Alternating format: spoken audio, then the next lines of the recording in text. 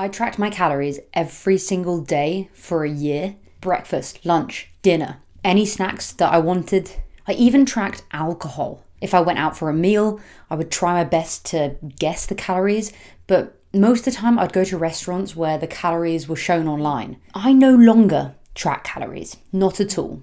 I have not opened MyFitnessPal in probably around a year. So in this video, I wanted to talk about the pros and cons to counting your calories, whether you actually need to, because there are so many people online that are saying, track your calories every day. But there are definitely some cons, and there's definitely some pros. So when I first started training, I knew nothing about nutrition. And when I say nothing, I mean nothing. I was a figure skater as a child, so I was training 5-6 times a week, on the ice, off the ice. I could eat whatever the hell I wanted to. I would eat McDonald's like 3 times a week. Nutrition wasn't something I needed to really care about because I was constantly training. I was burning calories, a ridiculous amount, from like the age of 9. As I became a teenager and I started drinking and I no longer ice skated, you could see that I didn't understand calories. I went through that normal teenage stage where you'd bloat from alcohol consumption. But when I got into training, I wanted to understand calorie consumption. I wanted to understand how much should I be eating? What should I be eating? Because you know that old saying, abs are made in the kitchen.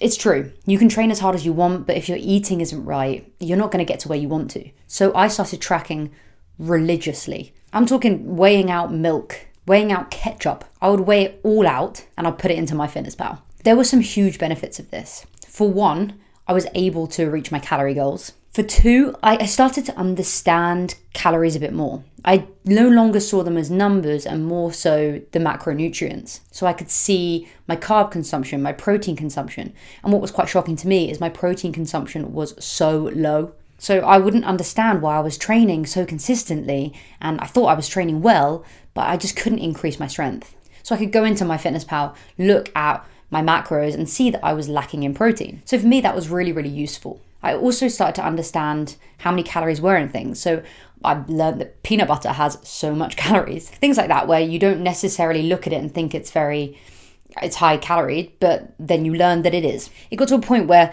my training it wasn't just in the gym like it is now. I used to do a lot of cardio. I ran a lot, but my calories were still unbelievably low because I used a calorie calculator. If you go online now, put in your age, your height, your gender, how much activity you do, it will give you a calorie number that you should aim for. You can tell them if you want to lose weight, gain weight, or just maintain weight, and it will give you a calorie goal. The aim of these things is to make people healthier, but realistically, you can't always rely on these calculators.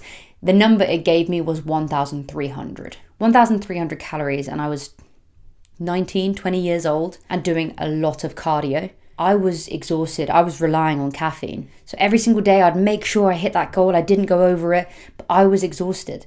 Anytime I went into the gym, I couldn't lift anything. I learned more about calorie consumption and over time realized I wasn't eating enough food. One day I decided to put the app down, just stop doing it for a week or so. And I realized that I'd kind of got what I wanted from the app already. 99% of you don't want to compete. You don't want to be powerlifters. You don't want to be bodybuilders. You just want to look good and feel good. So you don't necessarily have to get that calorie goal every single day. Okay, you want to lose weight? Yeah, you need to have less calories than you usually do.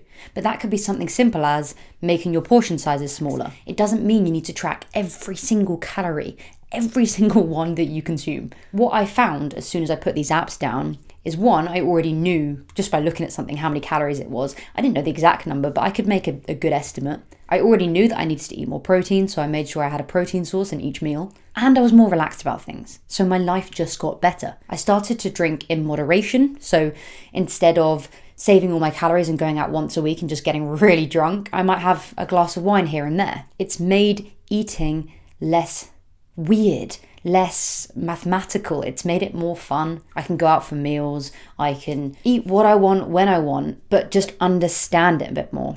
People are going to say, oh, isn't that intuitive eating? No, because I'm not thinking, oh, I'm hungry. My body is craving a chocolate bar. Well, yeah, everyone craves a chocolate bar. They're really good. It's more, okay, I want to get my protein in. I want to make sure I'm strong enough because that's my ultimate goal. I want to be stronger. But at the end of the day, I'm not going to be a power lifter. So I don't want to be doing this huge bulk. At the moment, I'm currently in a mini bulk, you could say, where I am pushing myself to eat a little bit more because my ultimate aim this year is to increase strength. Less so look stronger. I actually want to be stronger. And I started that at the end of the last year and I hit a 60 kg bench, which for me is so cool. Like I weigh 49 kg, so that was so exciting for me. And I've already set goals for this year coming as well. And I know that I'm only going to gain those if I'm eating well and eating more than I usually do. Every body type is completely different. Some people struggle to put on weight. Some people struggle to keep fat off. So you have to kind of experiment with your eating. You're not going to get the body that you dream of. Well, you're never going to get that anyway because we are humans and we always want something better and better and better. But you're not going to get to where you want to get to if you're kind of just going down one path and following it forever. You have to kind of experiment. So for me, I think calorie counting is useful, but it's not needed. Let me know in the comments though. I think people have very different opinions on this, and I also think it depends on how you are mentally with food. Some people, calorie counting is super dangerous and is definitely not needed and they should stay clear. Others have a great relationship with food and find it useful. Like I said, I found it useful for a year or so. Now I don't touch it and I don't think I will unless I ever competed, which still going back and forth on that one. So yeah, let me know in the comments your thoughts on calorie counting, whether it's needed, whether it's not. And I hope you enjoyed the video. Give it a big fat like, subscribe, and I will see you in the next one.